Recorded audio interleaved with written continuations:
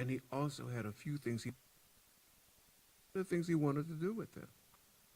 First of all, he wanted to form them as a people. Right now, they're a congregation. They're a bunch of enslaved people. He wanted to bring them out of bondage to the slave masters, to Pharaoh, and to the sin. He wanted to form them. He chose them to be a special people. They just didn't know that yet. And they had a mission that he had in store for them. He wanted to teach them how to serve him. And he wanted to always let them see they had choices. Now, apparently Moses did not have a choice. Actually, he did, but he operated in it. But once Moses was informed, and we'll see that, of what God's expectations and standards are, he was held to the higher standard. And that's how it is for us too. And God assured him he was going to be with him. Now, he didn't understand what that meant, because the plagues would show what the kinds of power God is willing to show, mastery over everything that we understand in the physical realm, but some other things, because we also get to see God hardens and softens people's hearts. So he's asking him, the last part that you read, who are you going to say that I am? Think about it. Go ahead.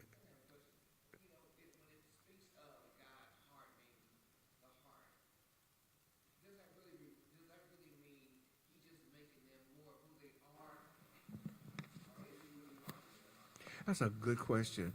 Let me respond to that in two ways. We're going to see here, and I want you to pay attention. Thank you for that statement.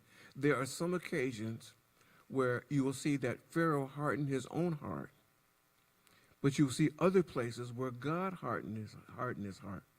But God will explain why he hardens his heart. And do you remember, anybody remember what that explanation is? So that God can show his power, his authority over everything.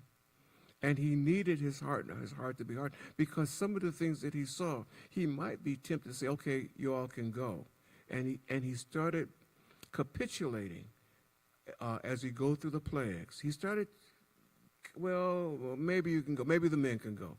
Well, maybe we'll leave the cattle. Or maybe this and maybe, well, and then he would ask them at certain times. You will notice, and when we get to the place, I'll just grunt or say something to remind you. He then asked Moses to pray for him. So it's letting you know, the thing that we sometimes forget is Pharaoh considered himself a god. So if they had tons of gods, as I counted it, and as the leader showed me, over 1,500 gods. They had gods over anything and everything. So the plagues that we're going to see, there were gods assigned, or gods they worship, that were in charge of those things. And Yahweh would continue to show his mastery, his authority, his power over all of these things. And we just ended verse 13. When people ask who God is, some of you might want to respond. When they ask you who God is, and what they're asking you is who God is to you, what are some of the things you say?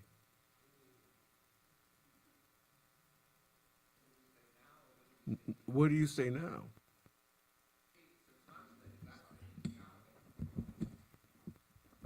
Which means, just somebody that would ask.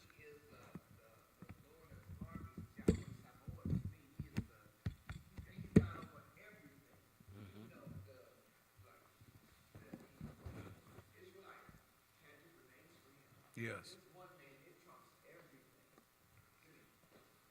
Okay. So it's like a universal, the power over everything that, okay. And that's part of what he answers. But what are some others of you? When somebody asks you who God is to you, what are some of the things that you responded?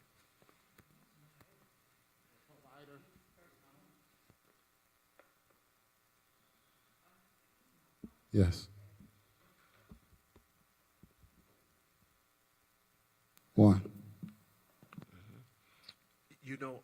questions that any philosophy class probably still today, they get into the issue of existence, and it invariably gets to the area of whether God exists, and how do you know God exists? How do you even know you exist? Right. And what are the qualities? It gets into in those particular kind of areas.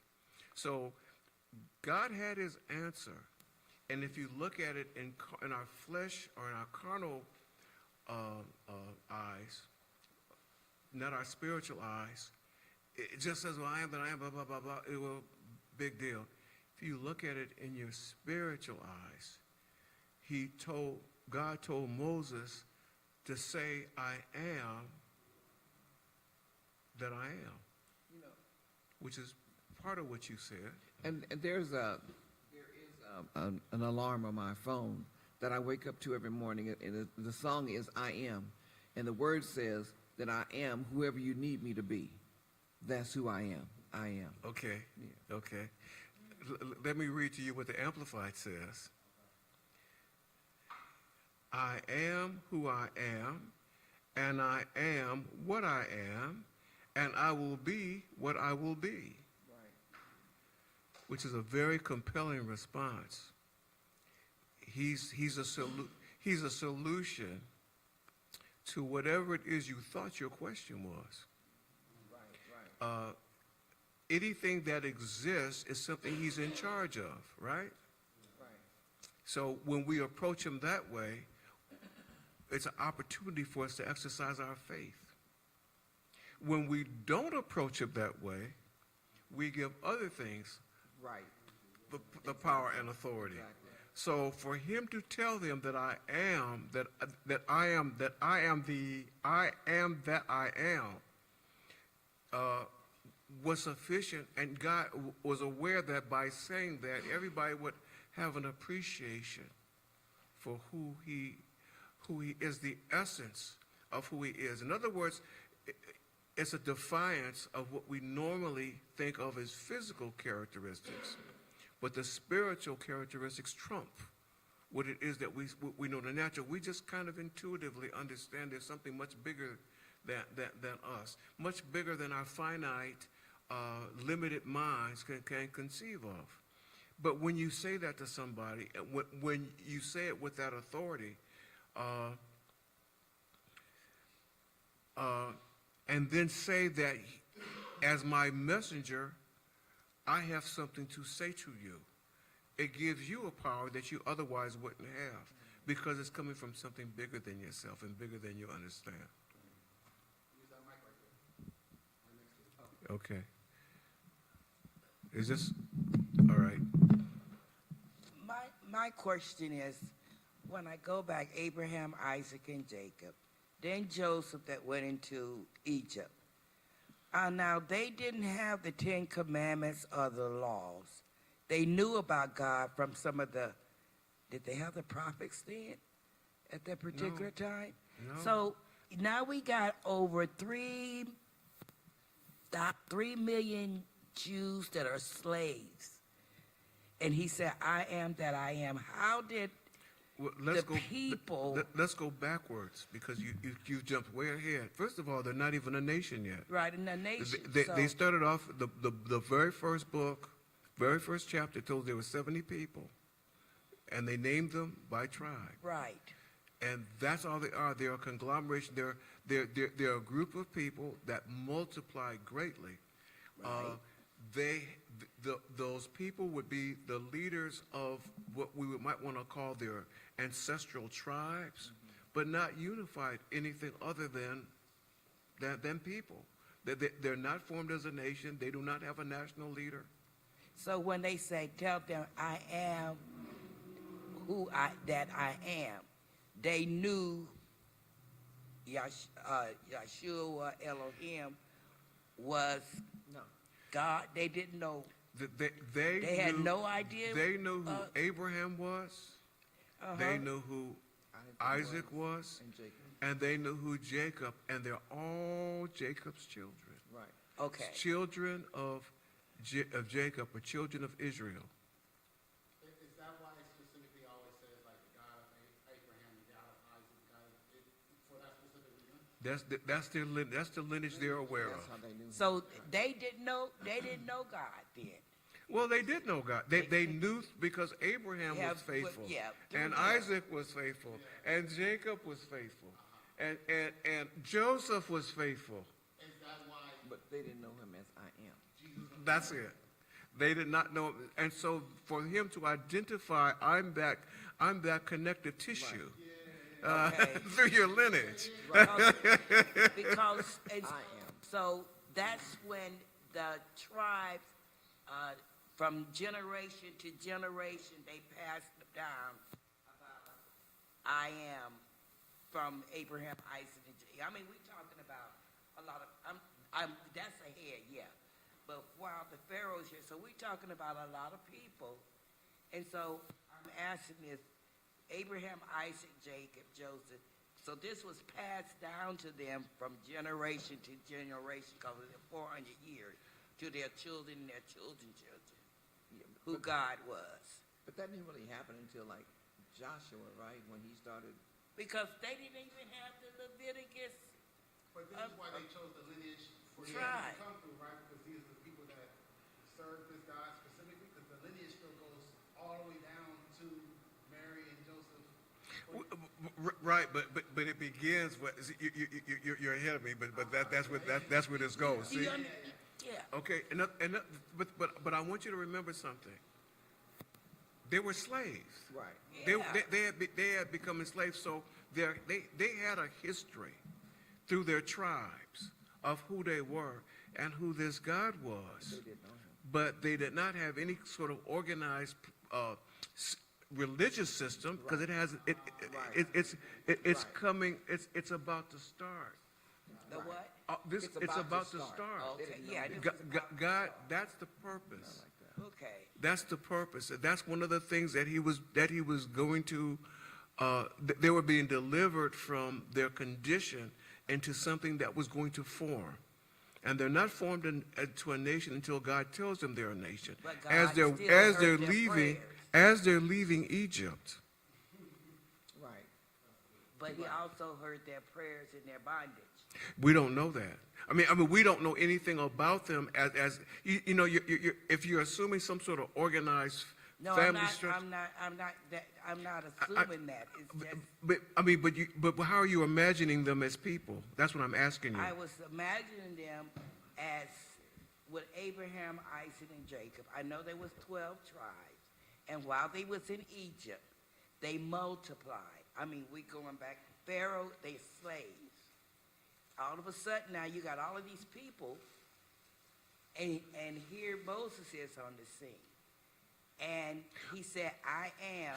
But remember, he wasn't on the scene. He's just He just came. I know when I say on the scene, he's just coming. But meanwhile, these people are enslaved. But they don't recognize him. They don't recognize him. Now- So my question was, Let me say this. how did they know God before Moses? I mean, the generations heard about Abraham, Isaac, the God of Abraham, Isaac, and Jacob. And it's in your opinion that this God of Abraham, Isaac, and Jacob was passed along through the tribes, through generation and generation, or did they just didn't know him? See, you lose me when you say passed on, because we're not given any mechanisms by how stuff would be passed on to them. What we know is that they were multiplying, that Joseph brought them over, and of course was buried there, and they made arrangements for Jacob, and threatened the new king, the new king. We're talking 400 years. Okay. So, No, and that's my that's my point. so what they had was, they was a blessed people in the land of Goshen when the king allowed the family of Joseph and everybody came over. They was a blessed people in Goshen, and they was blessed and multiplying in Goshen. But the king played out because he died. So another king comes on the scene. He said, well, y'all being blessed? I got to stop this blessing. Y'all got blessings and blessings and blessings, but their blessings are blessings that came from, like you said, Abraham, Isaac, and Jacob, and they had the clothing and materials and all the things that they had from their history that they came over with. And they lived off of that and lived their memories with all of the things that they had from that until the new king put them in slavery. When you're in slavery, all you have is your history, and you're under oppression. And we can talk about that, right? As a people, and so forth like this. So what did we have? What brought black people through our slavery was our God, right? The church became a really big deal. But that's a parallel, not necessarily the same thing. But 400 years of being in slavery, we were only in slavery a couple of hundred years. And imagine what it would have been like for 400 years. 430 years.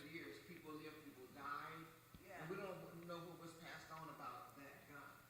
That's what. No, that's why he's introducing himself. Right. Right. That's a good way of putting it. So I'm introducing you to something your history should have taught you. And I feel for you.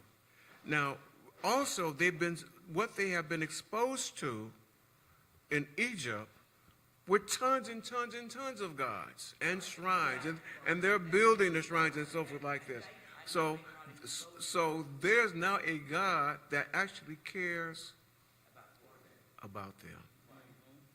Okay, because I'm just reading those books that you gave me, and I got one of it. I said, my goodness, they had a God to walk, to talk, to eat, to sleep, the moon, the ear, the eyes, that ground. There were so many. And the gods had children of their own, and they became gods. They had major gods and they had minor gods. It was a system of gods. They worshipped anything and everything. So for this God to come through somebody that they recognized as somebody that God is now going to empower. Now he went there on his own strength before. Here's my point, and that didn't work. Now he's going to go there empowered by God, and with God's words, and God's words are going to make a difference. And God is letting them know that.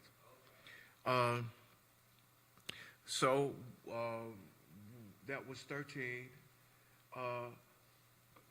14. God says, "I am who I am. Say this to the people of Israel: I am has sent me to you." God also said to Moses, "Say this to the people of Israel: Yahweh, the God of your ancestors, the God of Abraham, the God of Isaac, and the God of Jacob has sent me to you. This is my eternal name, my name to remember for all generations." So now that he's identified himself and identified his authority, he says, now go and call together all the elders of Israel. These are the tribal leaders.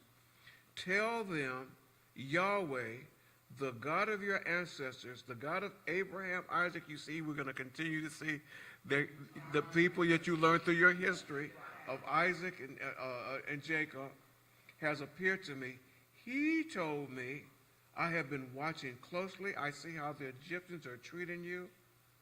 I have promised to rescue you from your oppression in Egypt. I will lead you to a land flowing with milk and honey, the land where the Canaanites, Hittites, Amorites, Perizzites, Hivites, and Jebusites now live. The elders of Israel will accept your message. Then you and the elders must go to the king of Egypt, or the Pharaoh, and tell him, the Lord, the God of the Hebrews, has met with us. Now, the Lord, the God of the Hebrews, the Yahweh, versus one of those 1,500 other gods, he's met with us. The other guys haven't met with us, but this God that has a message for us that our ancestors know about, that we know about through our ancestors, has met with us. And so this is what we want now. Give us a 3-day journey into the wilderness to offer sacrifices to the Lord our God. We see here that they got a title now. They're the God of the Hebrews. They got a title here of who they are. Keep talking. As Hebrews. Now they got a title. So they recognizing themselves as Hebrews. Yeah. This is what this is what he was told to say. Now that's good.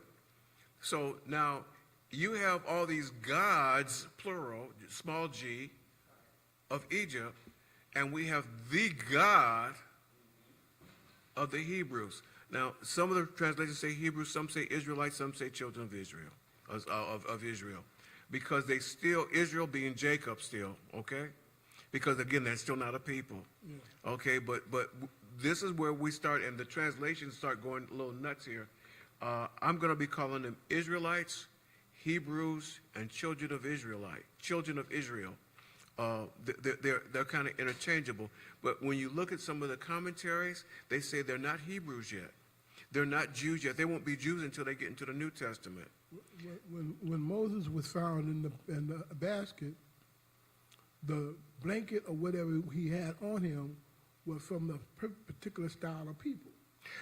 Right, the Hebrew, they call them as a separation from that population that we have found to be a threat, and that came here, brought here by Joseph and blah blah blah and blah blah blah, like they would identify us as being from Africa. Yeah. Okay. That's an African garment you got.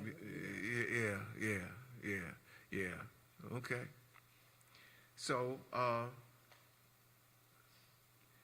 now what does he also tell her? And somebody read 19 through 21. And I am sure that the king of Egypt will not let you go, no, not by a mighty hand. And I will stretch out my hand and smite Egypt with all my wonders, which I will do in the midst thereof. And after that he will let you go. And I will give this people favor in the sight of the Egyptians. And it shall come to pass that when ye go, you shall not go empty. It will not go, and other translations say it will not go empty-handed. Okay?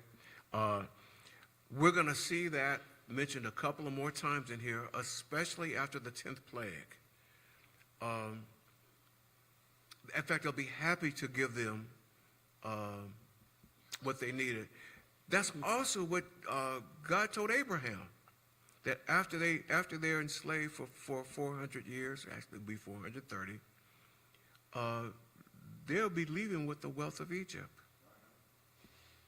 So even though God had a plan, that enslavement period was also part of God's plan. The deliverance for them to leave with wealth was God's plan for his people. It remains God's plan for his people. So we should be taking heart that we have the right for the abundance and prosperity that Jesus died for us. I was looking at the Passover, and I've been looking at this for the last 2 days. To the children of Israel, the Passover was the equivalent of Jesus' death and resurrection to the church. You know, it has the same significance, because what it did, it delivered his people. Okay? And so we're going to see that, but we get to see the drama this God set up for how this is going to take place. So he's already warned them it's not going to be easy, it's not going to be smooth, and he's going to resist. And we're going to be looking at that resistance pretty closely.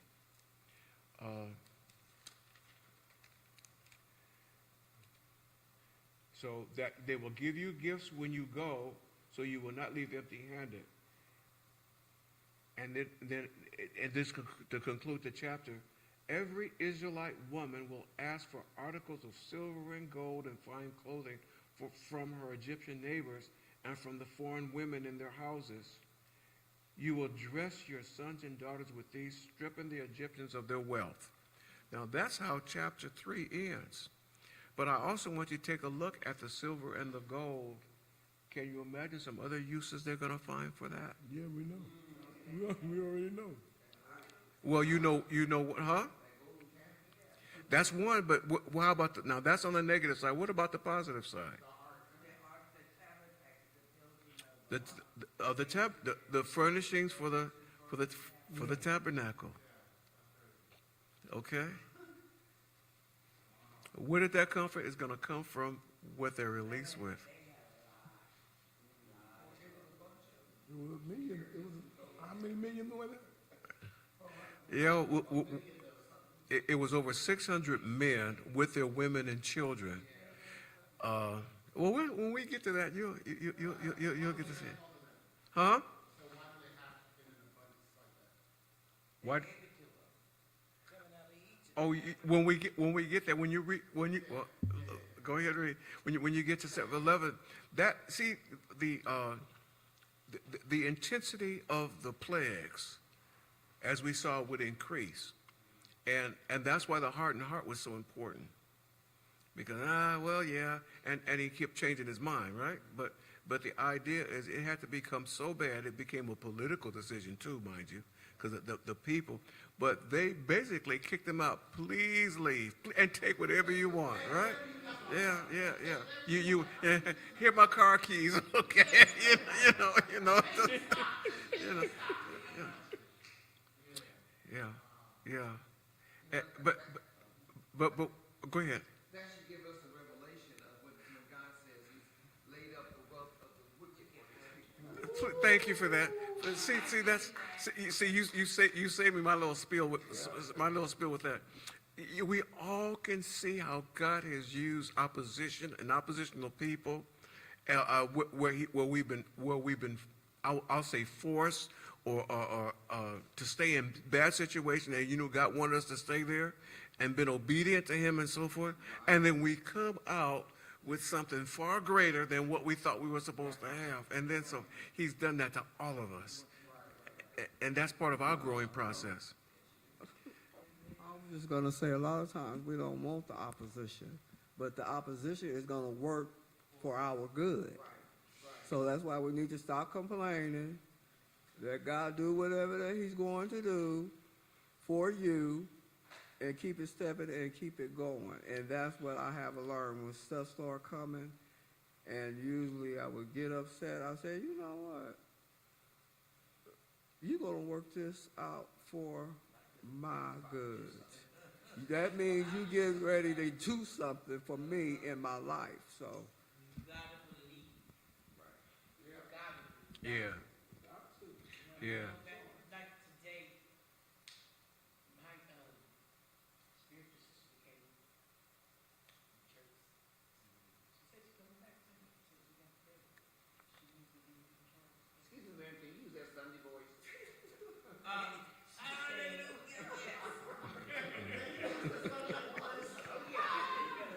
We've heard your hallelujahs. We know you can do better than this.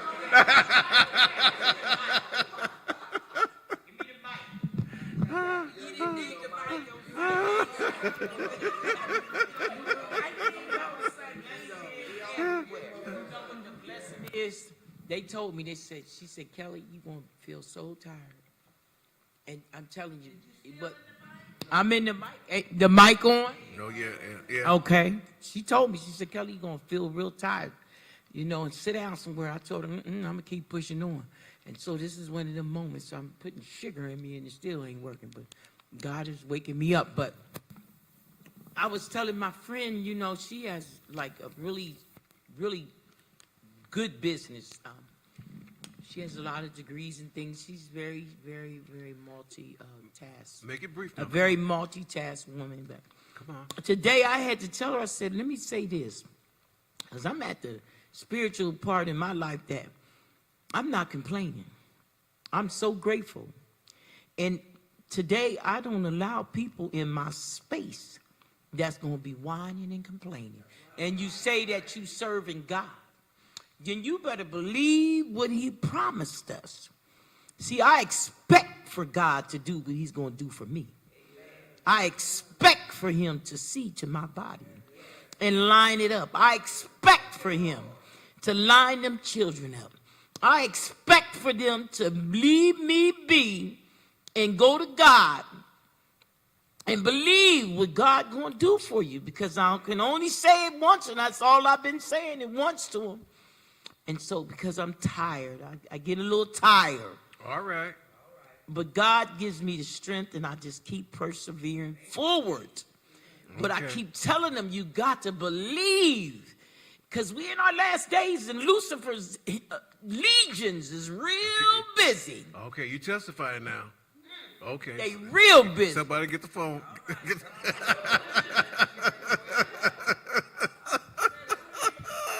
Yeah, she testified. All right. Okay, chapter 4 begins. Then Moses answered and said, but suppose they will not believe me or listen to my voice. Suppose they say the Lord has not appeared to you. So yes, we are. We're in verse 4, chapter 4. So the Lord said to him, what is this in your hand? He said, a rod. 3, throw it down on the ground, the Lord told him. So Moses threw the staff down, and it turned into a snake. Moses jumped back. Then the Lord told him, reach out and grab its tail. So Moses reached and grabbed it, and it turned back into a shepherd's staff in his hand. And God told him to perform this sign. Then they will believe that the Lord, the God of your ancestors, the God of Abraham, the God of Isaac, and the God of Jacob, really has appeared to you. Then the Lord said to Moses, now put your hand inside your cloak. So Moses put his hand inside his cloak, and when he took it out again, the hand was white as snow with a severe skin disease, leprosy, as many people say. Now put your hand back into your cloak, the Lord said. So Moses put his hand back into the cloak, and when he took it out again, it was as healthy as the rest of his body. The Lord says to Moses, if they do not believe you and are not convinced by this first miracle sign, they will be convinced by the second sign. And if they don't believe you or listen to you even after these 2 signs, then take some water from the Nile River and pour it on the dry ground. When you do, the water from the Nile will turn to blood on the ground.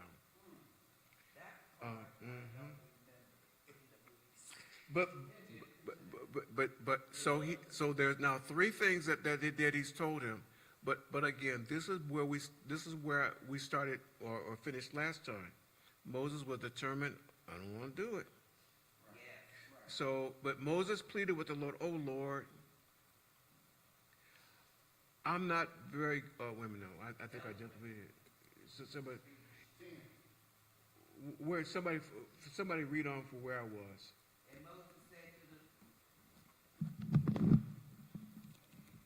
And Moses said to the Lord, O my Lord, I am not eloquent, neither theretofore, nor since thou hast spoken unto thy servant, but I am slow of speech and of a slow tongue.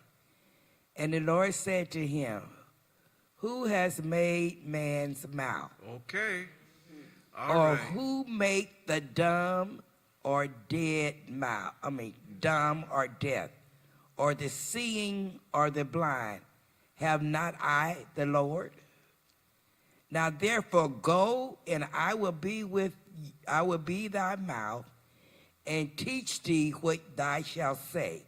And he said, O my Lord. No, hold it.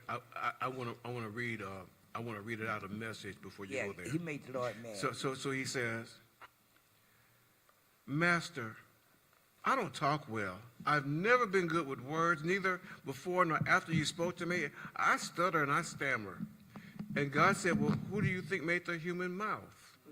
And who makes some mute, some deaf, some sighted, some blind? Isn't it I, God? So get going. I'll be right there with you, with your mouth. I'll be right there to teach you what to say. Okay? All right, now, that takes you to 13. So now, hold on. We're going to just do 13, and then we'll come to you. So what does it say in 13? So what does Moses read verse 13? But he said, oh my Lord, please send by the hand of whomever else you may send. Or, Lord, please just send somebody else. Okay, all right.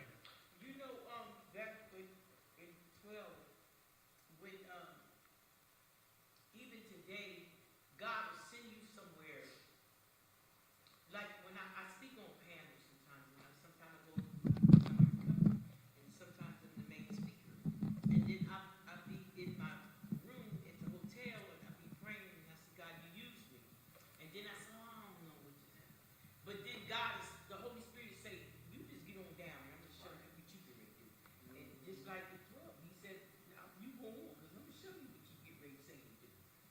Okay. Because I need you to feed.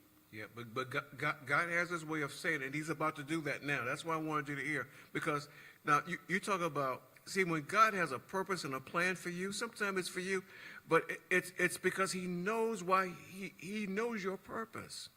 You don't know your purpose, but God knows your purpose. So God is going to, and listen to this chastisement in 14. Because the Lord became angry with Moses. That's what it tells us. Look at verse 14. The Lord became angry with Moses. All right, he said.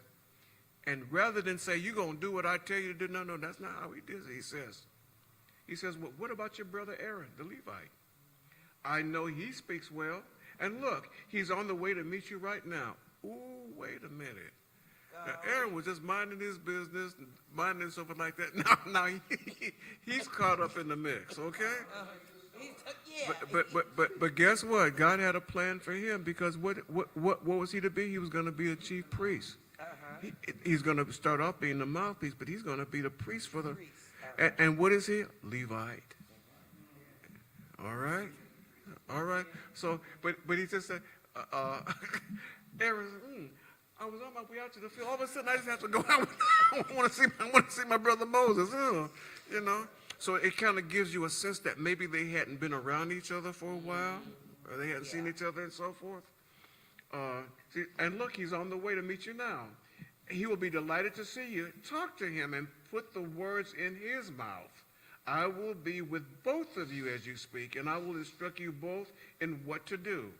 Aaron will be your spokesman to the people. He will be your mouthpiece, and you will stand in the place of God for him, telling him what to say.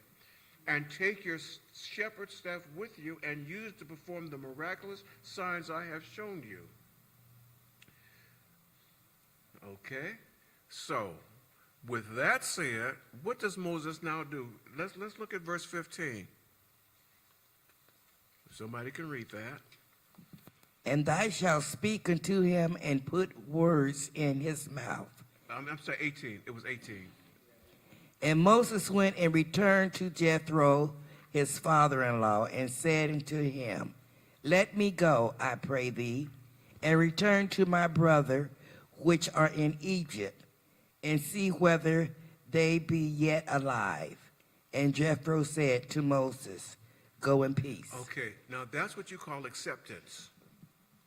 In other words, God told him what I want you to do. God said, look, you're going to do it. I'm giving your brother, I've heard all your excuses, enough. This is how it's going to go. And so what he did, he just goes back and he cleans up. He says, remember, that's his father-in-law, the father of his wife, who he was staying with. It's now time for him to part company and to go on about the Lord's business. And he's made the commitment to do that. Now, we're not going to see that in writing, but that's exactly what he just did, isn't it? His father-in-law was a Midian priest, exactly. And you'll notice that they're not among the ites, because it's right across the river, apparently. And so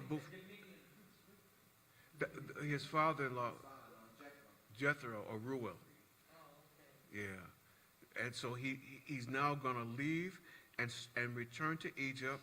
And that's what 16 tells us. Before Moses left Midian, the Lord said to him, Return to Egypt, for all those who wanted to kill you have died. So Moses took his wife and sons, put them on a donkey, and headed back to the land of Egypt. In his hand, what did he carry? And what is it called now? Oh, and some of the translations say the staff of God.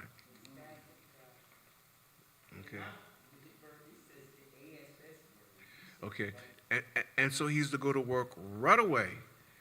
Verse 21. Anybody?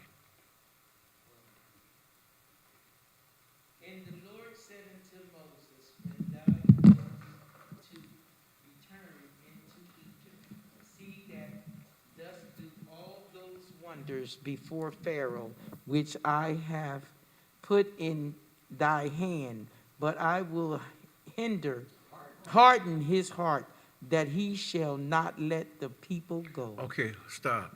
Now Now this is the first hardening of the heart, right? Who's going to do it? Okay, all right. Let's go on. 22, it says, "And thou shalt say unto Pharaoh, Thus said the Lord, Israel is my son, even my firstborn. And I say unto thee, Let my son go, that he may serve me. And if thou refuse to let him go, behold, I will slay thy son, even thy firstborn." Okay, now, huge stuff here, and I'll stop. I'll go a couple more minutes. Huge. What the Lord is letting everybody see his priorities. What is his priorities? By just looking at this, when you arrive back to Egypt, go to Pharaoh and tell him, you're empowered to do this, harden his heart, and then tell him, this is what the Lord says, Israel is my firstborn son. What is a firstborn son? What does that mean? Inheritance, the inheritance. What about the of heritage? The heir of the king. He is the Well, it has the greater inheritance of any other children, right?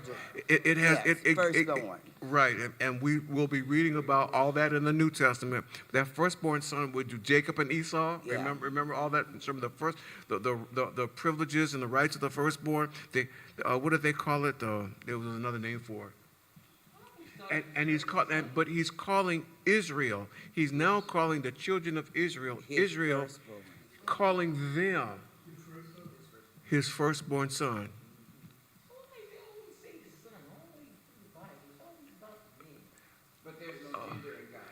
Yeah. You're telling this ruler to let my son go. He's my firstborn. He's my special son, and I'm God, and you aren't. So we're now about to see the war of the gods. The war of the gods. You have my firstborn son. And if you don't let him go, guess what I'm going to do? I'm going to slay your firstborn son. What was the 10th plague? The slaying of the firstborn. Oh, what was the last one? The first one was the blood. No, the 10th one. What was the 10th plague? Chit- The firstborn of who? Everybody. You with Those, blood part. those that weren't the firstborn of Yahweh. It was the firstborn of everybody else that lived in Egypt. Starting with the Pharaoh. But he also told the Israelites, make sure you apply that Blood, yeah. Oh, I can't wait to get to that. Okay. yeah.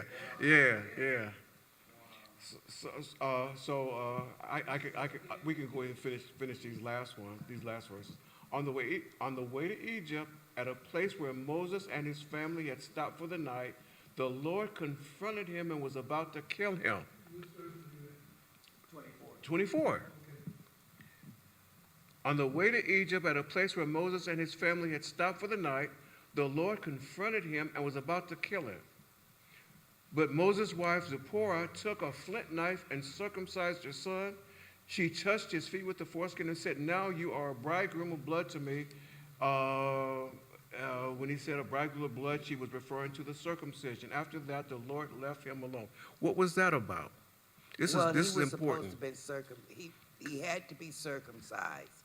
That was one of the things that, even with I believe it started with Abraham, when the circumcision started. What was the sign? What was the sign? What was done? We went through that. Covenant that he made with the. It was the blood covenant. In other words, here you are to be my leader, my representative, and you have violated the covenant that established my relationship with you. And you'll note now, then why didn't Moses circumcise this? Now, he had 2 sons. Yes. So you have to assume that the first son, whose name was Gershom, was circumcised, but Eliezer, the second son, probably wasn't. Who figured it out? The wife. She took a flint knife and cut it and threw it at his feet and said something kind of ugly to him. So the violation, now if you're going to serve God, You're going to be a leader of God. You got to keep. First of all, you have no business not knowing what the covenant is about, what it means, but you doggone sure better be following it. And a lot of the theorists, a lot of the expositors believe that Moses was too weak or incapacitated to do it sick. himself because of what God was afflicting him with. Because one of the things I read in commentary, he was ill. He got very sick, and he couldn't do it. yeah, we're not told that, but that makes sense though, doesn't it? Yeah, yeah. Or even God that- made him or sick. even when he was accosted that Hebrew that really messed him up when he told him, "You gonna kill me too."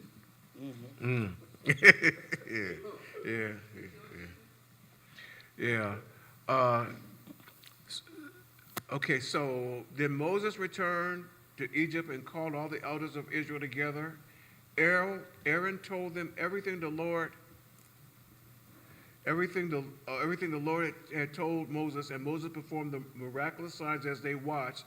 Then the people of Israel were convinced the Lord had sent Moses and Aaron. When they heard the Lord was concerned about them and had seen their misery, they did what? Was the very last line. When they heard the Lord was concerned about them and had seen their misery, what did they do? They bowed down and worshiped God, which gets back to what you were saying. So now they know for a fact that this is the God of Abraham, Isaac, and Jacob. And they bowed down and worshiped. Now, what did they see? They saw the signs. He did the thing with the staff, with the snake. He did the thing with the leprosy and so forth like that. And they were convinced. And so now they would have some work to do. And that's where chapter 5 will begin when we start next week. Okay. Now, this kind of seems like it's a bit in the weeds, but this is the building blocks of what the children of Israel, when you're bringing people out of slavery, you're bringing them out of one condition and so forth, they need to be convinced, and they needed to know definitively who this God was. And they understood it was to be a God that had power and authority. But they're going to need a lot of convincing, just like Pharaoh's going to need a lot of convincing. And so this is not going to go so well. This is not going to go well. When we start chapter 5 and 6, please read chapters 5 and 6. We probably will do 5 and 6 next week. Yeah. 5 and 6, we'll probably do that next week. The week after, I won't be here. But here we go again.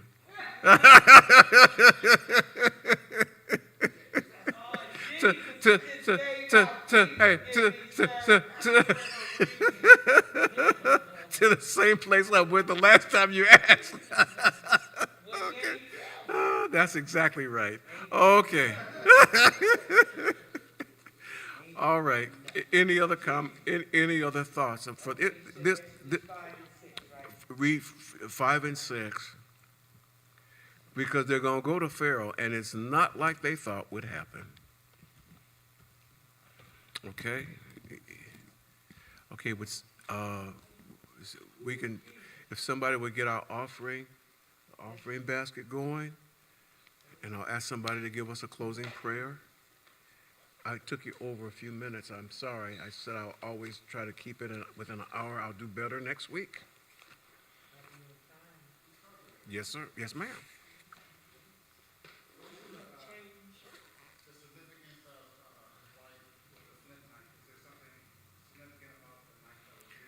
Well, the idea was that's what was available to do that immediately, so that her husband didn't die.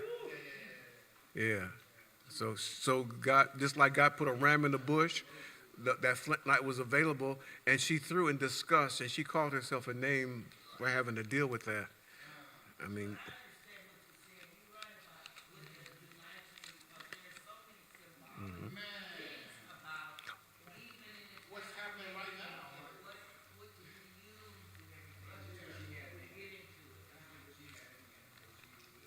Yeah, that's what was available.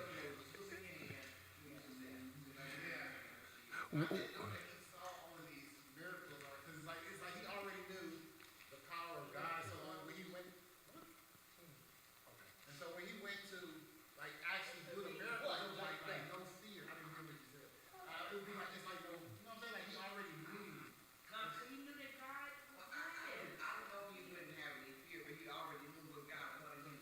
Right, right.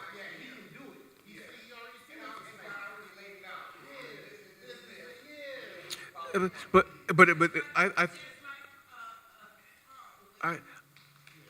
I think a bigger message is, when God needs us to see His power, wants to use us, He needs to build us up. And so he needed him to have the confidence to know that God was really gonna empower him. Watch what I'm gonna do in you and through you. So he had a chance to build him up, and he's gonna have him do bigger and greater things, him and Aaron. And in fact, we're gonna see Aaron doing more things than Moses, right, from the beginning, with the staff. Because when God empowers you, He'll know what He needs to do just to make sure you have the confidence. If you don't have the confidence to do the things, to tell people the things God's going to do, how would they believe you if you don't necessarily seem to believe it yourself? Don't you think that Aaron has a better relationship with the people opposed to Moses at this particular time? Maybe so. He been with them. I guess he talked to him more. Aaron been with them. He been there. He been saved. Remember, he was telling God that, I stutter, I'm not elegant in the word. Yeah. So maybe that was the source that it was so much with the people. It was that God would tell Moses, and Moses would tell Aaron. I think he had a plan for both of them. Aaron had a better relationship with the people because he was over the people. He been a slave to the people. Yeah. Amen. Uh-oh. Uh-oh. No. Uh-oh. Elder Blow. Be not Elder Blow. Hallelujah.